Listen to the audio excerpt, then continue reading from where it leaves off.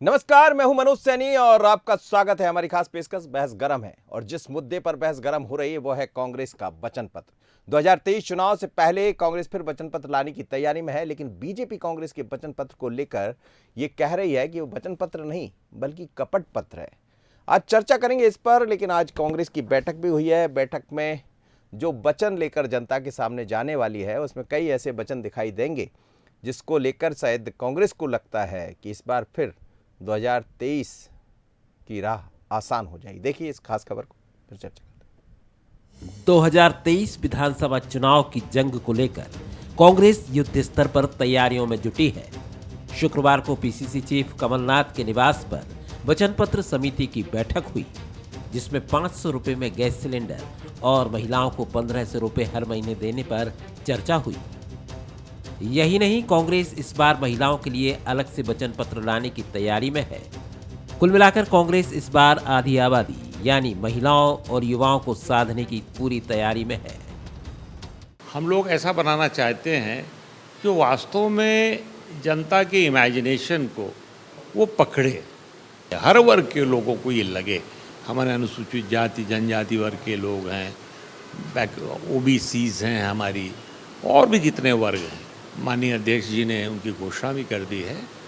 जैसे हमारी जो है नारी सम्मान योजना, समृद्ध सशक्त बेटी समृद्ध नारी, ये है स्लोगन उसका। ये 1500 रुपये महीने उनको सम्मान निधि देने की घोषणा माननीय अध्यक्ष जी ने की है। और 500 रुपये में गैस देने का, क्योंकि गैस इतनी महंगी हो गई है। 500 रुपीज़ में गैस का सिलेंडर लोगों को देने की ये भी घोषणा उन्होंने कर दी है। बीजेपी ने चुनाव के एन पहले लाडली बहना योजना लॉन्च कर मास्टर स्ट्रोक खेला था। शायद यही वजह है कि कांग्रेस भी महिलाओं के जरिए 23 की बेदरनी पार लगाना चाहती है, लेकिन बीजेपी को इसमें सिर्फ सियासत नजर आ रही है और कांग्रेस के वचन पत्र को कपट पत्र बता रही है। यहाँ कपट पत्र लिखने में लगे हैं भोपाल में। मैं कपट पत्र इसलिए कह रहा हूँ कि पिछली बार जो वचन पत्र तथाकथित इनका था वो कपट पत्र ही साबित हुआ। लिखकर झूठ बोलने का रिकॉर्ड बनाया कमलनाथ ने मध्य प्रदेश में। 2018 विधानसभा चुनाव से पहले भी कांग्रेस वचन पत्र लेकर आई थी, जिसमें किसान कर्ज माफी, बिजली बिल माफी और युवाओं और महिलाओं के लिए लोक लुभावन वादे शामिल थे। अब फिर कांग्रेस नई तैयारी में है, लेकिन सवाल यही है कि बीजेपी के डबल इंजन और विकास के मॉडल को कांग्रेस कैसे टक्कर दे पाएगी। Bureau report, Bansal news.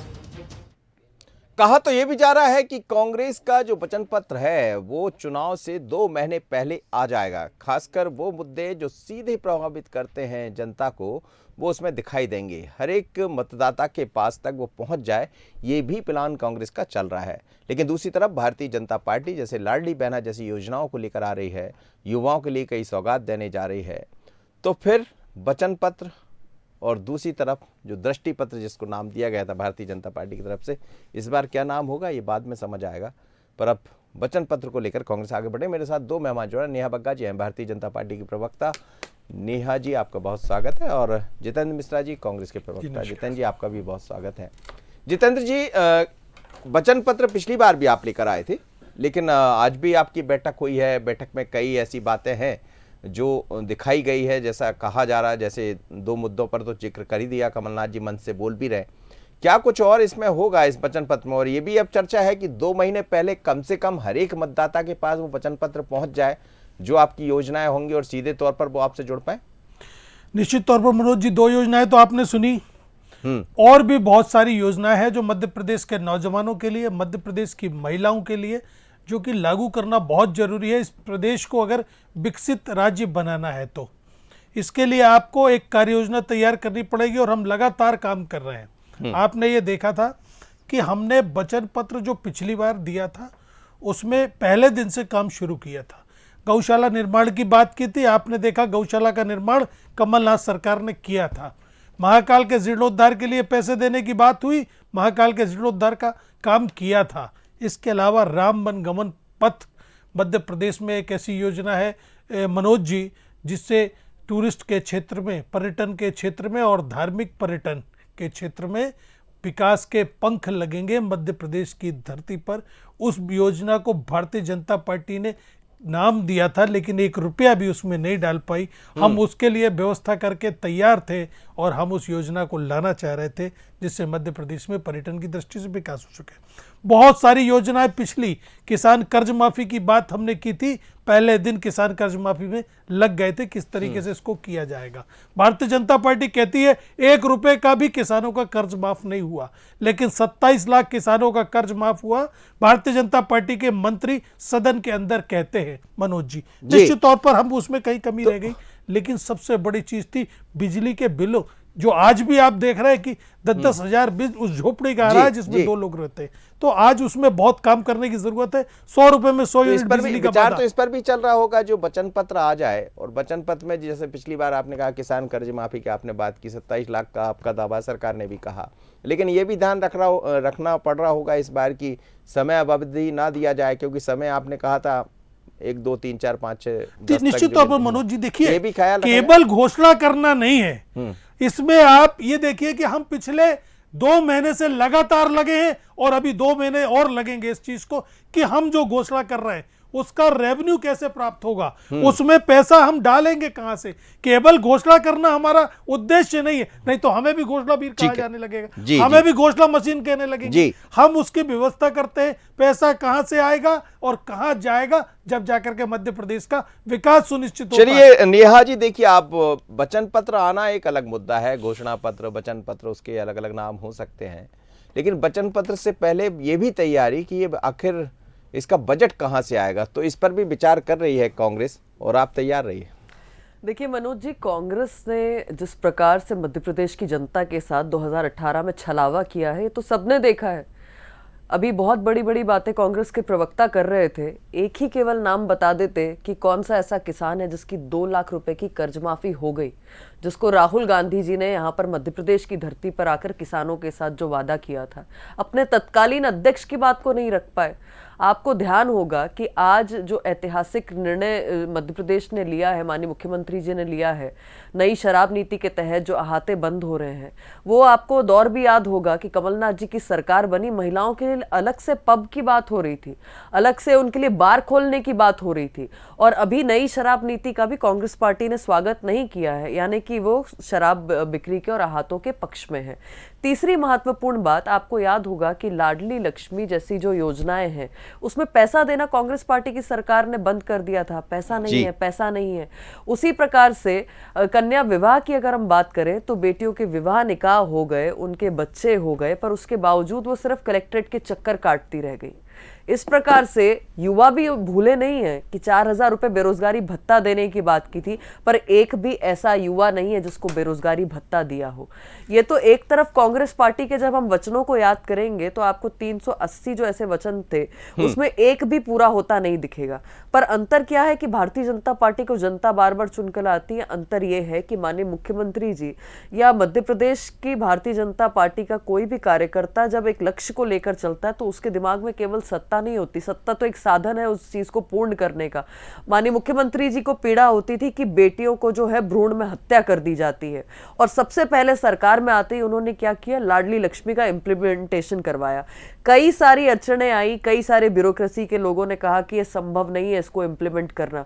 उस समय दिग्विजय सिंह जी का शासन उसके पूर्व में था, 1000 पर 912 बच्चियां हुआ करती थी मनोज जी, पर आज उस पे 1000 पर 980 बच्चियां हो गई हैं। उसका कारण क्या है कि मुख्यमंत्री जी ने हर सरकारी कार्यक्रम में बेटियों का जो है कन्या पूजन से कार्यक्रम शुरू होता है। दूसरी महत्वपूर्ण बात है कि बेटी का जन्म होता है उस दिन से वो लखपति हो जाती है। वो थोड़ी और बड़ी होती है तो उसकी स्कूली शिक्षा जो है वो मुफ्त है। वो और थोड़ी बड़ी होती है, कॉलेज में जाती है तो उसको स्कॉलरशिप के माध्यम से जिस भी विषय में वो आगे पढ़ना चाहती है उसमें उसकी शिक्षा में उसको जो है सहायता प्राप्त की जाती है, उसको योजना का लाभ मिलता है। उसी प्रकार से विदेश में जाके अगर वो कोई प्रोफेशन को परस्यू करना चाहती है तो उसको वहां पर सहायता देती है। ये मूल अंतर है कि जीवन स्तर को सुधारने का काम कांग्रेस इस बार वही नारी शक्ति को दिखाई दे रही है। जैसे मैं आपको फिर से पैरेलल एक चीज बताती हूँ कि कांग्रेस पार्टी किस तरीके से झूठ बोलती है। कांग्रेस पार्टी का टूल किट एजेंडा, और खास तौर पर प्रवक्ता हर चैनल पर जाकर कह रहे हैं कि हमने राजस्थान में और छत्तीसगढ़ में 500 रुपए का सिलेंडर कर दिया है। मैं दावे से कह रही हूँ तमाम सारे चैनल जो है जब जनता के बीच में सर्वे करने जा रहे हैं वो बता रहे हैं कि राजस्थान की सरकार ने आज तक कोई ऐसा सर्कुलर नहीं निकाला, छत्तीसगढ़ की सरकार ने ऐसा कोई सर्कुलर सर्कुलर नहीं निकाला, 1225 से लेकर 1240 रुपए तक के सिलेंडर जो है राजस्थान और छत्तीसगढ़ की सरकार में मिल रहा है। उसी प्रकार से आप देखिए कि जो कर्ज माफी की वादा यहाँ मध्य प्रदेश में किया था, उसी प्रकार से राजस्थान छत्तीसगढ़ में किया। किसान आत्महत्या को मजबूर है और छत्तीसगढ़ के किसान और राजस्थान के किसान आज भी पूछ रहे हैं कि बताइए कर्ज माफी का जो आप ढकोसला कर आए थे वो आपने पूर्ण क्यों नहीं किया। तो हर जगह झूठ। देखिए मनोज जी, लाडली लक्ष्मी की बात जिस तरीके से की जाती है, हमने जब सरकार में आके देखा तो लाडली लक्ष्मी के नाम पर 1 रुपया नहीं छोड़ा था इस भारतीय जनता पार्टी की सरकार में। अगर इस तरीके की घोषणाएं करना होता तो 31,000 घोषणाएं माननीय शिवराज सिंह जी चौहान कर चुके। आज स्मार्ट पार्क की बात की गई थी। आज सर वो कहते हैं 48 लाख लाडली लक्ष्मी दिखा। हाँ, मैं आपको वही तो बता रहा हूं कि लाडली लक्ष्मी की क्या पोजीशन है इस मध्य प्रदेश में छिपी नहीं है। महिला अत्याचारों पर क्या पोजीशन है मध्य प्रदेश में, आपसे मालूम है कि आप देखिए 13 बलात्कार प्रतिदिन हो रहा है इस मध्य प्रदेश की। ये मुख्यमंत्री महिलाओं को और बेटियों की सुरक्षा की बात करते हैं, जो कि अभी तक अपराधी नहीं पकड़े गए। 6-6 साल की बच्ची के साथ बलात्कार होता है और उसकी हत्या कर दी जाती। आप ये बताइए, आदिवासियों की दिशा सुधारने में, दशा सुधारने में सरकार ने क्या क्या काम किया, आप बताइए। आदिवासी सुरक्षित महसूस नहीं कर रहा है, दाने दाने को मोहताज हुआ और इनको लगा कि यार आदिवासी हमारे हाथ से निकल जाएगा तो शंकर शाह और जैसा की याद आ गई इन्हें आदिवासी दिवस पर छुट्टी बंद करने की ज्यादा जल्दी थी। इन्हें आदिवासियों पर आपने देखा जो अत्याचार हुए, 10 फीट गड्ढे में जिंदा गड़ा दिया गया, उस पर कोई कार्रवाई नहीं हो सकती। भारतीय जनता पार्टी लाडली बहना आ गई तो आपको भी 1500 याद आ गया। मैं आपको बता रहा हूं कि किस तरीके से महिलाओं को पैसा दिया जाना चाहिए, किस तरीके से आपने यहां पर लाडली लक्ष्मी की बात की और अब लाडली बहना ले आए आप, लेकिन किस तरीके से उनकी गृहस्थी का सामान महंगा कर दिया। आज जो उज्ज्वला की बात भारतीय जनता पार्टी करती है वो सिलेंडर भरवाने के पैसे नहीं है। आज गृहस्थी चलाना इतना दूभर हो गया है भारतीय जनता पार्टी की सरकार में मनोज जी कि अगर हल्दी पाउडर और खड़ा मिर्च लेने आप चले जाएंगे तो आपकी समझ में आ जाएगा कि इधर बात करते तो आप लोग क्या सस्ता कर देंगे? नहीं, निश्चित महंगाई पे काम करना पड़ेगा मनोज जी। और 500 रुपए सिलेंडर अगर हम देंगे तो बहुत बड़ी राहत होगी उसकी गृहस्थी के लिए। अगर उसके हाथ में 1500 रुपए जाएगा, अभी आप देखिए भारतीय जनता लाडली महिला, उसमें 60 साल के ऊपर की महिला को नहीं मिलेगा तो 23 साल के नीचे की नहीं मिलेगा। ये सब क्यों लगाया आपने? अरे 100 रुपए में 100 यूनिट बिजली, बड़े आदमी की भी कम उम्र का बंधन तोड़ने की तैयारी में है निया जी। महिला माने महिला, आपको कहना चाहिए कि इस तरीके की चीजें ना हटा के कोई भी महिला मध्य प्रदेश की 1500 रुपए। ये जो बात हो रही है लाडली बहना को लेकर, उम्र का बंधन, आज शायद संकेत भी ऐसे मिल रहे हैं कि क्या इसमें कुछ विचार चल रहा है? देखिए मनोज जी, कल ही माननीय मुख्यमंत्री जी ने कहा कि जो हमारी अविवाहित बहनें हैं उन्हें भी इसका लाभ मिलेगा लाडली बहना योजना का।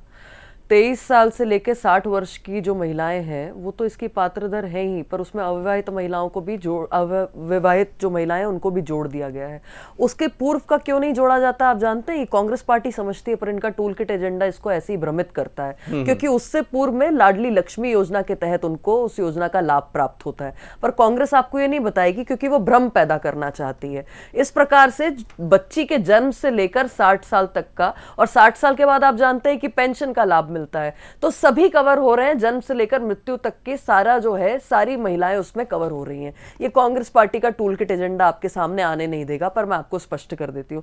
दूसरी महत्वपूर्ण बात है कि मध्य प्रदेश ही पहला वो राज्य रहा जहां पर बलात्कार अगर बच्चियों के साथ होता है, कोई ऐसी घृणित निगाहों से देखता है, कोई ऐसा कृत्य करता है, तो उस अपराधी को जो है फांसी की सजा का प्रावधान मध्य प्रदेश ने किया। अगर ये कानून की प्रक्रिया पर सवाल उठाएंगे तो इन्हें तो ये स्मरण होना चाहिए कि जब इनकी सरकार थी और माननीय इंदिरा गांधी जी प्रधानमंत्री थी इस देश की, उनकी जब हत्या हुई तो ये बता सकते हैं कि उनके हत्यारों को सजा मिलने में कितना समय लगा? उसमें भी समय लगा था 6 साल का, क्योंकि एक कानूनी प्रक्रिया होती है, एक प्रोसेस होता है। क्या ये मान लें कि कांग्रेस पार्टी उसकी पक्षधर नहीं थी कि हत्यारों को सजा होनी चाहिए इंदिरा गांधी जी के? तो इस प्रकार से झूठ फैलाने का काम करते हैं। अब ये तीसरी महत्वपूर्ण बात है, कहते हैं कि आदिवासियों का जो दिवस है उस पर छुट्टी नहीं देना चाहते थे। ये जो विदेशी मानसिकता है कांग्रेस पार्टी की, बाहर नहीं निकल पा रहे इससे आज तक। इंडिजिनियस डे, मैं तो आपके बंसल न्यूज के दर्शकों को ये कहना चाहती हूँ कि कांग्रेस पार्टी इंडिजिनियस डे को, जो विदेशी कॉन्सेप्ट है, उसको भारतीय आदिवासियों से जोड़ना चाहती है। मुझे शर्म आती है कि कांग्रेस पार्टी जो सबसे पुरानी पार्टी है इस देश की, आज वो इंडिजिनियस डे से आदिवासियों को जोड़ रही है। पर माननीय प्रधानमंत्री जी ने पिछले साल आपने देखा कि भगवान बिरसा मुंडा जी की जो जन्म जयंती है उसको गौरव दिवस के तौर पर उसमें छुट्टी का ऐलान किया और आज पूरा देश जो है, जो हमारे आदिवासी गौरव हैं, उनको मनाने का काम कर रहा है, उनके बलिदान को याद कर रहा है। शंकर शाह, रघुनाथ शाह जी का नाम ले रहे थे। कांग्रेस पार्टी को क्यों नहीं याद आई आज तक शंकर शाह जी की, रघुनाथ शाह जी की, या जिस प्रकार से भगवान बिरसा मुंडा जी का जो योगदान रहा है, या रानी कमलापति जी का रहा है। पहला रानी कमलापति जी का रेलवे स्टेशन भी अगर हमने समर्पित करने का काम किया मध्य प्रदेश में, तो भारतीय जनता पार्टी की सरकार ने किया। तो मेरा मूल सवाल है कि अंग्रेजी और ये जो विदेशी मानसिकता है, कांग्रेस पार्टी इससे बाहर कब निकलेगी? जितेंद्र जी, जनजाति की तरफ तो आपका भी ध्यान है, और जो वचन पत्र दिखाई दे रहा, मैंने जितना उसको समझा है, हालांकि अभी आप लोग खुलासा नहीं कर रहे हैं, लेकिन उसमें हर बार को छूने का प्रयास तो कर रहे हैं, पर ऐसे कोई मुद्दे हैं जैसे बिरसा मुंडा की बात करें या विजय शाह, रघुनाथ शाह की बात करें, आप लोग ने क्यों नहीं किया? जैसे नेहा जी कह रही है, आप जवाब दे दीजिए। मनोज जी, सबसे पहली चीज तो आदिवासियों के हित में काम कौन कर रहा है ये तो देखना पड़ेगा ना। उनको भू अधिकार के पट्टे, उनकी सुविधाओं का ध्यान जिस सरकार ने रखा, आखिर में उन्होंने उस सरकार को आशीर्वाद दिया। यही तो दर्द भारतीय जनता पार्टी का है कि आदिवासी वोट बैंक कांग्रेस की तरफ क्यों जा रहा है। अरे कांग्रेस ने उनको एक बत्ती कनेक्शन से लेकर के भूमि अधिकार पट्टे दिए, वन भूमि पर अधिकार दिया, वन की फसल पर अधिकार दिया। ये उनकी समझ में आ गया है कि भारतीय जनता पार्टी इस तरीके के कार्य करती। मैंने कानून व्यवस्था पर सवाल उठाए, नेहा जी जवाब दे उसका कि आज क्या मुख्यमंत्री की मां के गले से चैन छीन ली जाती है? यह कानून व्यवस्था मध्य प्रदेश में है। गृह मंत्री के घर के पीछे 6 वर्ष की बच्ची के साथ बलात्कार करके हत्या कर दी जाती है। ये वचन पत्र में थोड़ी आएगा। नहीं, मैं आपको, ये इनकी कानून व्यवस्था है। आदिवासियों के लिए, युवाओं के लिए मनोज जी, कांग्रेस पार्टी जो काम कर रही है वो अभी 2 महीने के अंदर आपकी समझ में आएगा, आपको दिखेगा बहुत सारी चीजें। मध्य प्रदेश में अगर कानून व्यवस्था, मध्य प्रदेश में आपको मालूम है राजस्व रेत का कितना आता था और कितना बढ़ाया गया, ऐसा कहीं ना कहीं से लाना पड़ेगा, तभी जाकर के योजनाएं। नहीं, लेकिन आपके वचन पत्र में ये भी कह रहे हैं कि उसमें नर्मदा मैया का ध्यान भी रखा जाएगा, जो बाकी पर्यटन का क्षेत्र है उसको बढ़ावा देने की बात भी है।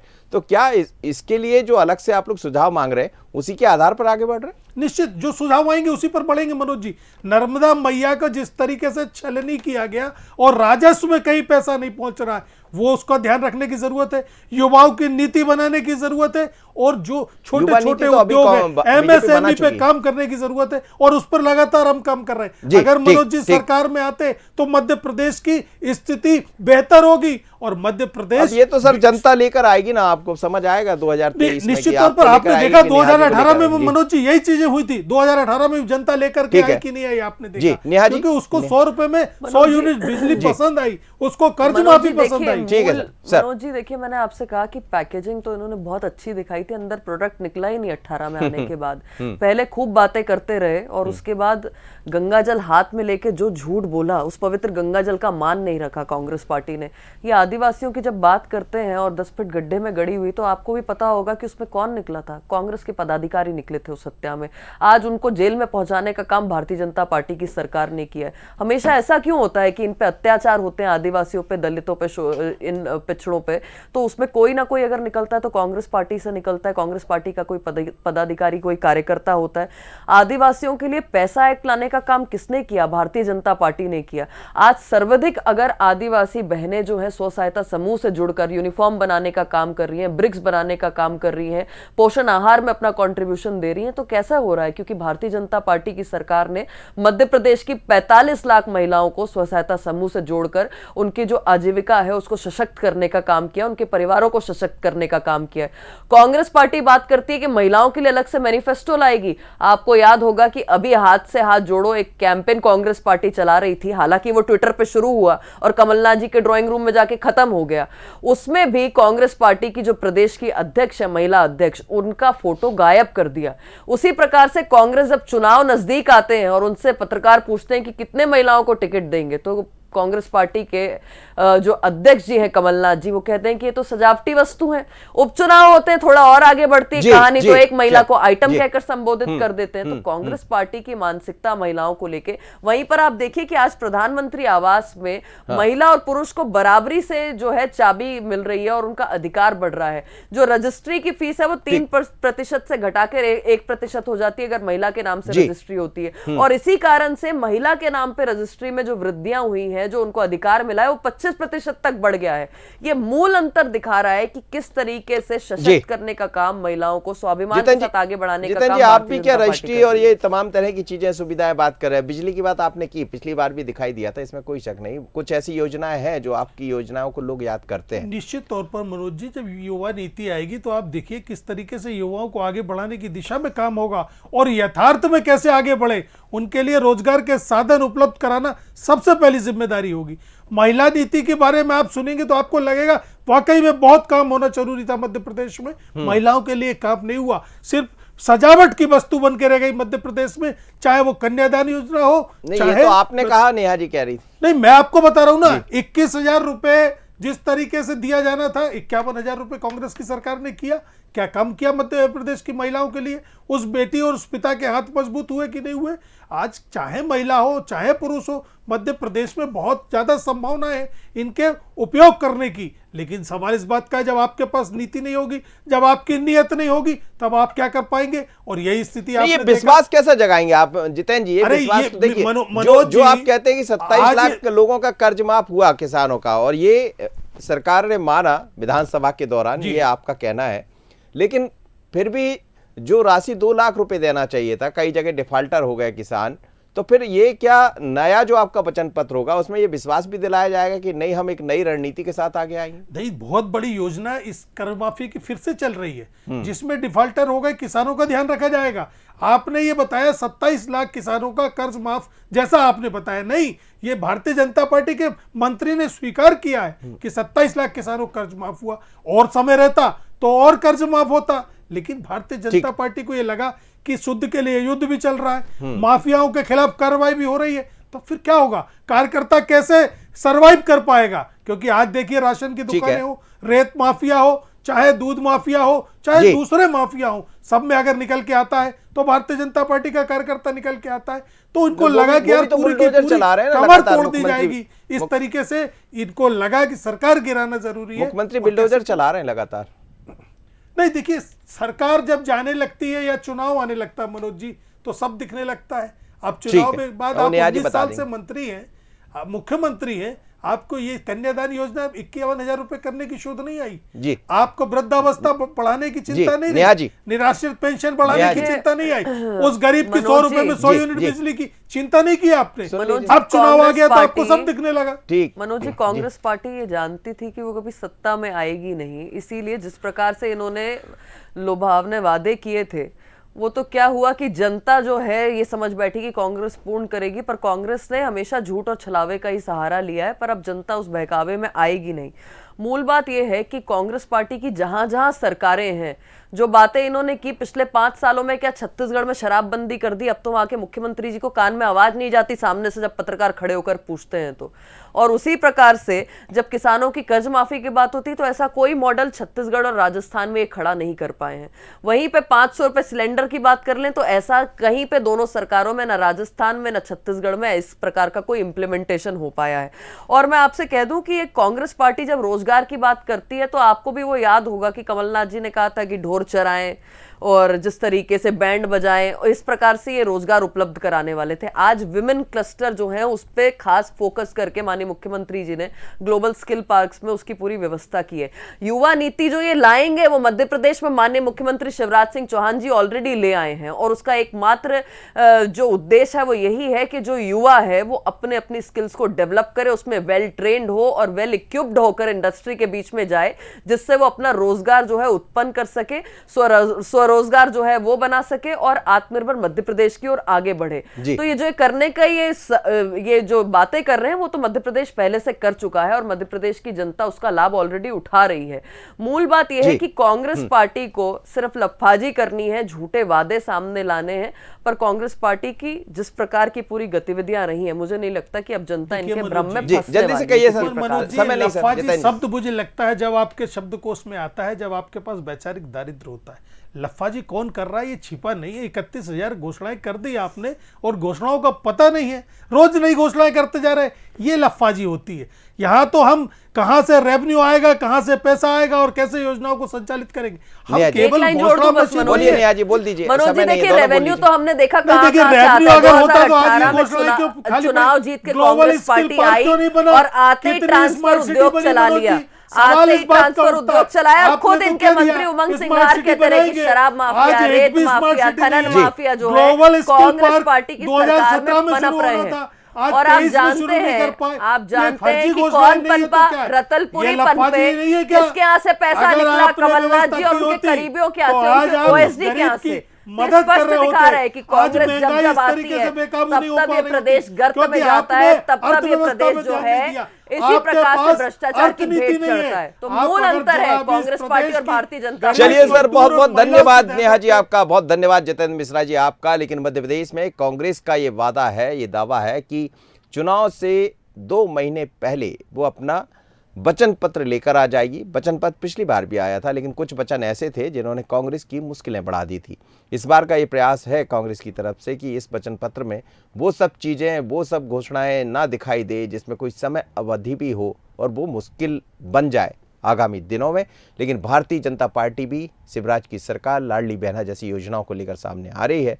और बीजेपी का घोषणा पत्र कैसा होगा ये भी समझ आएगा। लेकिन क्या 2 महीने पहले कांग्रेस अपने वचन पत्र को सामने ला पाएगी? और ऐसा होगा तो फिर बीजेपी की रणनीति क्या होगी, देखना होगा। बहस गरम में इतना ही। मुझे दीजिए इजाजत, बने रहिए बंसल न्यूज पर। नमस्कार।